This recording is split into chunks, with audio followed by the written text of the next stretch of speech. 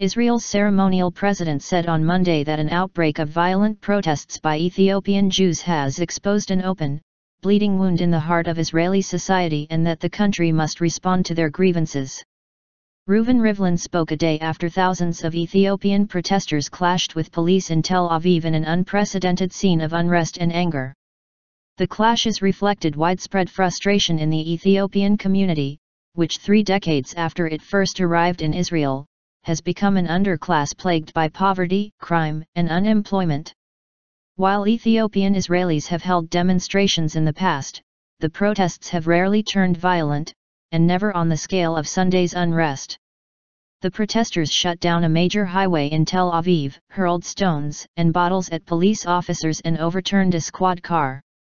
They were dispersed with tear gas, water cannons, and stun grenades. More than 60 people were wounded and 40 arrested. The violence caught much of the country, including the government, off guard. Rivlin said Israel was seeing the pain of a community crying out over a sense of discrimination, racism, and of being unanswered. We must look directly at this open wound. We have erred. We did not look, and we did not listen enough, he said. We are not strangers to one another, we are brothers, and we must not deteriorate into a place we will all regret. Later Tuesday, Prime Minister Benjamin Netanyahu was to meet with community leaders. Ethiopian Jews began migrating to Israel 3 decades ago and struggled greatly as they made the transition from an impoverished and developing country into high-tech Israel. Over time they have integrated more into Israeli society, serving in the military and making inroads in politics, sports, and entertainment. However, many complain of racism, lack of opportunity, endemic poverty, and routine police harassment. These simmering frustrations boiled over after footage emerged last week of an Ethiopian Israeli in an army uniform being beaten by police.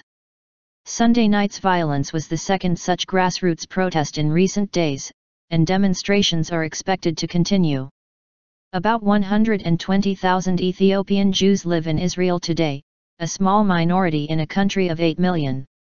Their absorption has been problematic, with many arriving without a modern education and then falling into unemployment and poverty as their family structures disintegrate. Many of the older generation work menial jobs. Men as security guards and women as cleaners have low literacy rates and suffer from high rates of domestic violence. Their children speak fluent Hebrew, study in universities and serve in the army alongside native Israelis. But despite such gains, the younger generation is still struggling compared to other Israelis. Ethiopian Israelis also allege repeated discriminatory slights and, at times, outright racism. In the late 1990s, it was discovered that Israel's health services were throwing out Ethiopian Israeli blood donations over fears of diseases contracted in Africa. Some landlords have also refused them as tenants, and accusations have been raised that Israel has deliberately tried to curb birth rates among Ethiopian immigrants. Anyone who attended the protest yesterday experienced at one point in their life humiliation based on nothing but skin color, said Mehereta Barak-Ron, a Tel Aviv deputy mayor of Ethiopian descent. We have had enough. It is time to do something. Ethiopian Jews trace their ancestors to the ancient Israelite tribe of Dan. The community was cut off from the rest of the Jewish world for more than 1,000 years.